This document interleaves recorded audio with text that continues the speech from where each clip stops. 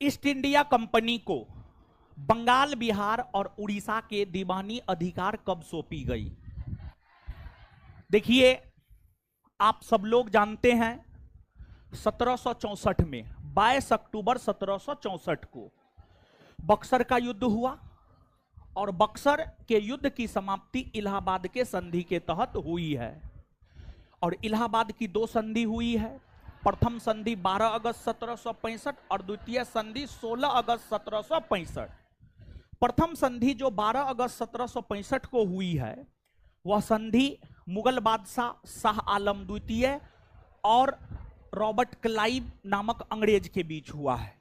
इस संधि के तहत ही मुगल बादशाह शाह आलम द्वितीय ने रॉबर्ट क्लाइव को अर्थात अंग्रेज को बिहार, बंगाल और उड़ीसा के क्षेत्र में कर वसूलने का अधिकार दिया, अर्थात दीवानी अधिकार दिया। और उस दीवानी अधिकार के बदले अंग्रेज ने मुगल बादशाह शाह आलम द्वितीय को 26 लाख रुपया वार्षिक पेंशन देना स्वीकार किया। अर्थात अंग्रेजी ईस्ट इंडिया कंपनी को बिहार, बंगाल, उड़ीसा के क्षेत्र में दीवानी अधिकार इलाहाबाद की प्रथम संधि के तहत 12 अगस्त 1765 को मुगल बादशाह शाह आलम ने दिया है। यानी इस प्रश्न का सही उत्तर हो जाएगा 1765 ईस्वी। 1765 ईस्वी। तो बताइए, ईस्ट इंडिया कंपनी को बंगाल, बिहार, उड़ीसा के दीवानी अधिकार कब सौंपी गई? ईस्ट इंडिया कंपनी को बंगाल, बिहार, उड़ीसा के दीवानी अधिकार कब सौंपी गई? 1765।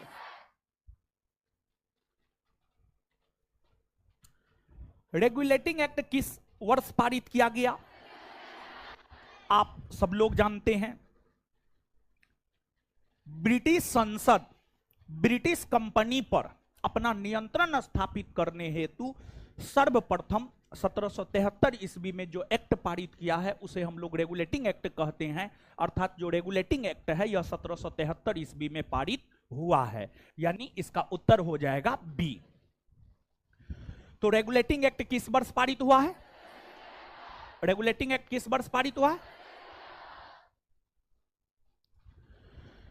निम्नलिखित में से किस अधिनियम द्वारा बंगाल के गवर्नर को बंगाल का गवर्नर जनरल पदनाम दिया गया?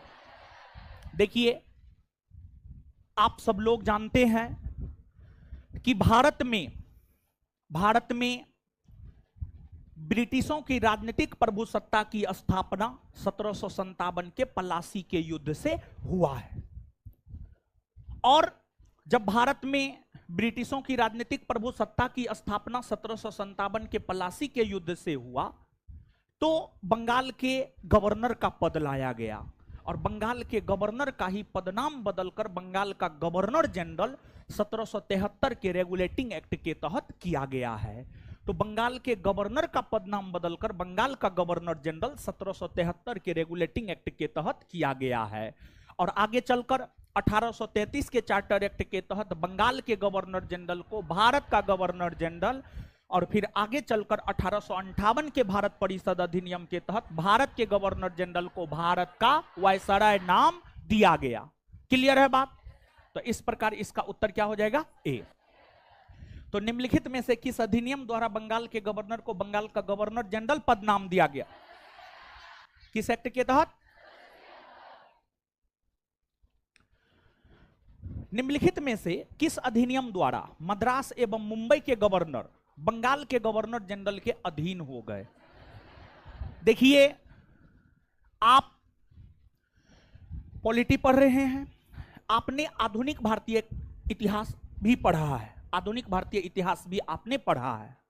और आधुनिक भारतीय इतिहास के अंतर्गत आपने भारत में यूरोपीय कंपनियों के आगमन को पढ़ा है।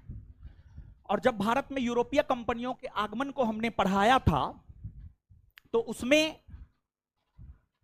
हमने आपको ब्रिटिश ईस्ट इंडिया कंपनी के विषय में बतलाया था।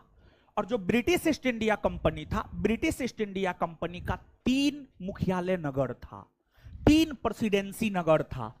और ब्रिटिश ईस्ट इंडिया कंपनी का जो 3 मुख्यालय नगर या 3 प्रेसिडेंसी नगर था, बंगाल, मुंबई, मद्रास।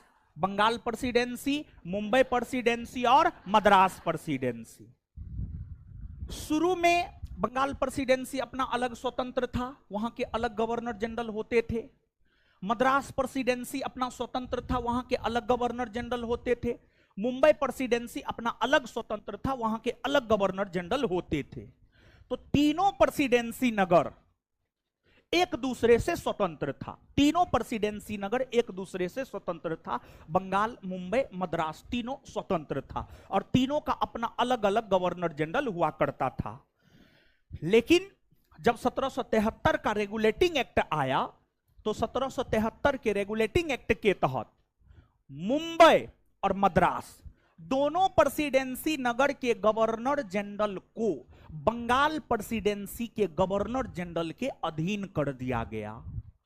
तो शुरू में मुंबई, बंगाल, मद्रास तीनों प्रेसिडेंसी नगर एक दूसरे से स्वतंत्र था, लेकिन 1773 के रेगुलेटिंग एक्ट के तहत मुंबई और मद्रास प्रेसिडेंसी को तथा उसके गवर्नर को बंगाल के गवर्नर जनरल के अधीन कर दिया गया।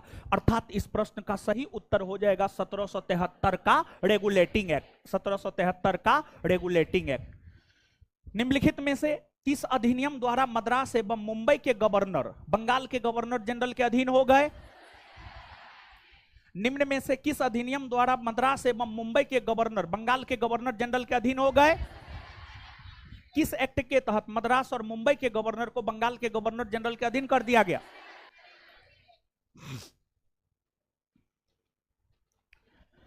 निम्नलिखित में से किस अधिनियम ने कंपनी को मतलब ब्रिटिश ईस्ट इंडिया कंपनी को भारत के राजस्व, नागरिक और सैन्य मामलों की जानकारी ब्रिटिश सरकार को देना अनिवार्य कर दिया? 1773 का रेगुलेटिंग एक्ट। 1773 का रेगुलेटिंग एक्ट। देखिए, जो कंपनी था, कंपनी के ऊपर नियंत्रण किया करता था board of director. Board of director 1773 के रेगुलेटिंग एक्ट के तहत बोर्ड ऑफ डायरेक्टर को यह अधिकार दिया गया कि बोर्ड ऑफ डायरेक्टर कंपनी को भारत के राजस्व, नागरिक और सैन्य मामलों की जानकारी ब्रिटिश सरकार को देगा। बोर्ड ऑफ डायरेक्टर को 1773 के रेगुलेटिंग एक्ट के तहत बोर्ड ऑफ डायरेक्टर को यह अधिकार दिया गया, कंपनी के भारत में जो राजस्व, नागरिक और सैन्य मामलों की जानकारी है वह ब्रिटिश सरकार को देगा। तो आंसर हो जाएगा 1773। तो निम्न में से किस अधिनियम ने कंपनी को भारत के राजस्व, नागरिक और सैन्य मामलों की जानकारी ब्रिटिश सरकार को देना अनिवार्य कर दिया? किस अधिनियम ने कंपनी को भारत के राजस्व, नागरिक और सैन्य मामलों की जानकारी ब्रिटिश सरकार को देना अनिवार्य कर दिया? 1773 का रेगुलेटिंग एक्ट। 1773 के अधिनियम द्वारा कलकत्ता में कब सर्वोच्च न्यायालय की स्थापना किया गया? देखिए, कलकत्ता में सर्वोच्च न्यायालय की स्थापना 1773 के रेगुलेटिंग एक्ट के तहत 1774 ईस्वी में हुआ। 1774 ईस्वी में हुआ और कलकत्ता के सुप्रीम कोर्ट के प्रथम मुख्य न्यायाधीश सर एलिजा इम्पे को बनाया गया था। सर एलिजा इम्पे को बनाया गया था। अर्थात इसका सही उत्तर हो जाएगा 1774। 1774। इसके बाद देखिए, यहां पर कंफ्यूजन होता है। कलकत्ता में सुप्रीम कोर्ट का गठन 1774 में हुआ और आजाद भारत में सुप्रीम कोर्ट का गठन या उसका उद्घाटन 28 जनवरी 1950 को हुआ। 28 जनवरी 1950 को हुआ। और आजादी से पहले भी एक संघीय न्यायालय की स्थापना हुई थी और संघीय न्यायालय की स्थापना को लेकर प्रावधान 1935 के भारत शासन अधिनियम में किया गया था और 1935 के भारत शासन अधिनियम के तहत जो है आपको 1937 ईस्वी में संघीय न्यायालय अर्थात अंग्रेजी में फेडरल कोर्ट का गठन किया गया था।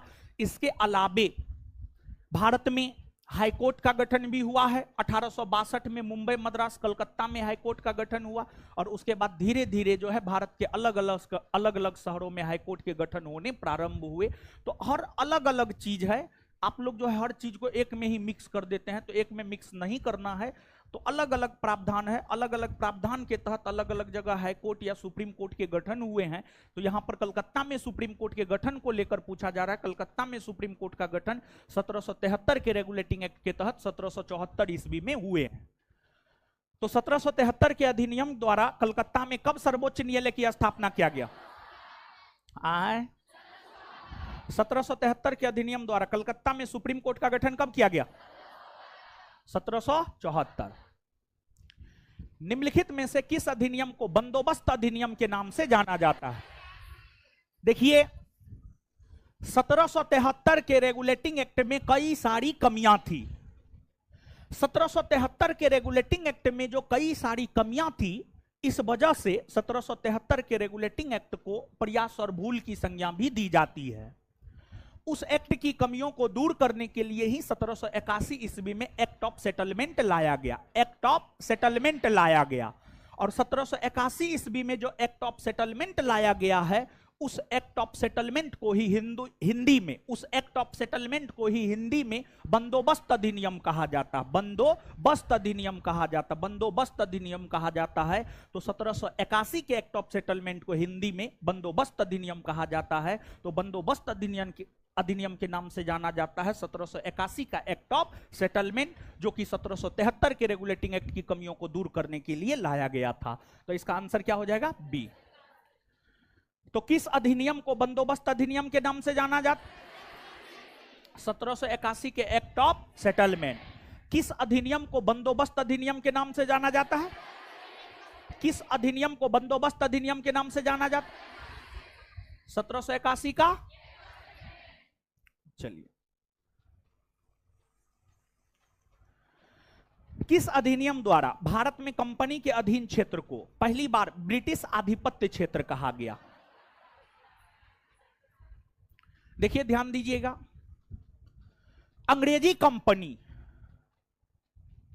भारत के राजा महाराजाओं से युद्ध लड़कर उसके क्षेत्र को जीतकर ब्रिटिश कंपनी के साम्राज्य में मिला लेता था।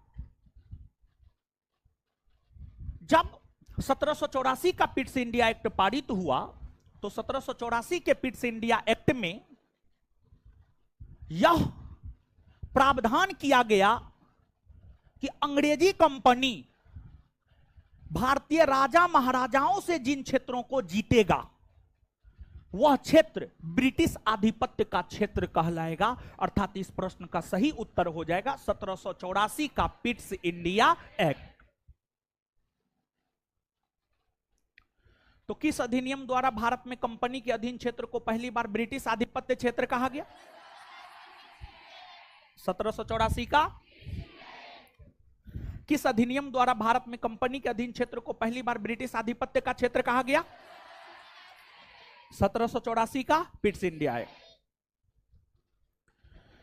किस अधिनियम द्वारा बंगाल के गवर्नर के परिषद में कमांडर इन चीफ के पद का भी प्रावधान किया गया?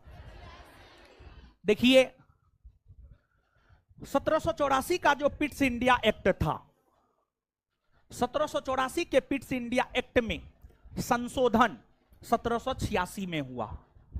1784 के पिट्स इंडिया एक्ट में संशोधन 1786 में हुआ, जिसे 1786 का अमेंडमेंट एक्ट कहा जाता है। और 1786 के अमेंडमेंट एक्ट के तहत ही गवर्नर जनरल को वीटो का अधिकार दिया गया, और साथ ही साथ 1786 के अमेंडमेंट एक्ट के तहत ही सेनापति और कमांडर इन चीफ नामक दो पदों का सृजन किया गया। और इन दोनों पदों का सृजन लॉर्ड कॉर्नवालिस के सलाह पर किया गया। लॉर्ड कॉर्नवालिस के सलाह पर ही जो है 1786 के अमेंडमेंट एक्ट के तहत जो है कमांडर इन चीफ और सेनापति के पद का सृजन जो है आपको किया गया है। अर्थात इसका सही उत्तर हो जाएगा 1786 का अमेंडमेंट एक्ट या 1786 का अधिनियम। तो किस अधिनियम द्वारा बंगाल के गवर्नर के परिषद में कमांडर इन चीफ के पद का भी प्रावधान किया गया? 1786 का अधिनियम। किस अधिनियम द्वारा बंगाल के गवर्नर के परिषद में कमांडर इन चीफ के पद का भी प्रावधान किया गया है? 1786। निम्नलिखित में से किस अधिनियम में कलकत्ता में सर्वोच्च न्यायालय की स्थापना का प्रावधान किया गया है? कलकत्ता में सर्वोच्च न्यायालय की स्थापना का प्रावधान 1773 के रेगुलेटिंग एक्ट में किया गया है। यह क्वेश्चन पहले भी आया है, याद करवा चुके हैं कि नहीं है? और हाँ, सोइएगा नहीं आप लोग, ठीक है, सोइएगा नहीं। और देखिए, जब आप पढ़ते हैं ना, समझ करके पढ़िए, लेकिन जब आप याद करते हैं, बोल करके याद कीजिए। पढ़ना है समझ करके और याद करना है बोल करके। पहले हम आपको समझाते हैं, उसके बाद जब याद करवाते हैं ना, तो बोलना है उसमें, मुंह में लड्डू लेकर के नहीं बैठना। देखिए होता क्या है, बोलने से याद होता है, बोलने से याद होता, बोलने से आपकी जो ज्ञानेंद्रियां हैं, 5 गो है ना जी, नाक कान मुंह सब है ना, तो वो सब पूरा एक्टिव रहता है। और चीज एक बार अगर स्टोरेज में बैठ जाता है तो जल्दी वो डिलीट नहीं होता है। बोल करके याद करने, समझना है आराम से, लेकिन याद करना है बोल करके। दोनों बात हम बोल रहे हैं, समझे? तो बोलना है। बहुत लोग मुंह में लड्डू लेकर के बैठे हुए हैं, और ऑनलाइन वाले लोग, आप लोग को भी बोलना है, आप जहां भी हैं उससे मतलब ना है, लेकिन बोलना। हाँ लाइब्रेरी में है तब मत बोलिएगा, नहीं तो लाइब्रेरी में तो लोग डिस्टर्ब हो जाएगा, समझे? तो लाइब्रेरी में है तब नहीं बोलना है, अदरवाइज आप घर पे हैं, रूम में हैं, तो आपको बोलना है, बोलने से आपको याद होगा। ठीक है, याद करते हुए जा रहे हैं ना? और देखिए हर क्वेश्चन के नीचे में देखिए कुछ क्वेश्चन हम क्रिएट किए हैं, जैसे हम आपको बता दें। देखिए ये तो क्वेश्चन पूछा हुआ है, लेकिन कुछ क्वेश्चन हम क्रिएट किए हैं। जैसे यही क्वेश्चन है, ये क्वेश्चन क्रिएट किया हुआ है। फिर जैसे यही क्वेश्चन है, ये क्वेश्चन क्रिएट किया हुआ है। फिर यही क्वेश्चन है, ये भी क्रिएट किया हुआ है। तो कुछ क्वेश्चन क्रिएट किए हैं और कुछ क्वेश्चन प्रीवियस ईयर दिए हैं, समझ गए?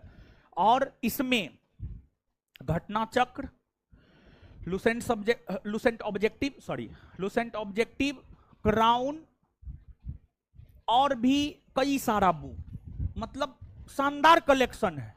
इससे बेहतर ऑब्जेक्टिव का कलेक्शन नहीं हो सकता है मेरे ख्याल से। तो ऑब्जेक्टिव का काफी शानदार कलेक्शन है, इससे बाहर नहीं जाएगा, आप दिमाग में बैठा लीजिएगा। जिस प्रकार बायोलॉजी का शानदार कलेक्शन है, ऑब्जेक्टिव का, सब्जेक्टिव का, हर चीज का, इसका भी बड़ी शानदार कलेक्शन है, इससे बाहर आपको नहीं जाएगा, समझ गए? और भी देखिए, और भी अच्छे से तैयारी करना है आप लोगों को, बेहतर से बेहतर तैयारी करना है और बेहतर से बेहतर करना है, समझे? आगे आइए, अगला क्वेश्चन है, पिट्स इंडिया एक्ट किस वर्ष पारित हुआ? आप सब लोग जानते हैं पिट्स इंडिया एक्ट पारित हुआ है 1784, ये बताने का जरूरत है। और उस समय ब्रिटेन के प्रधानमंत्री विलियम पिट थे, उन्हीं के नाम पर इस एक्ट का नाम रख दिया गया। और इस एक्ट के विरोध में ही बंगाल के प्रथम गवर्नर जनरल वारेन हेस्टिंग्स अपना पद छोड़े थे। तो पिट्स इंडिया एक्ट पारित हुआ है 1784। तो पिट्स इंडिया एक्ट कब पारित हुए हैं?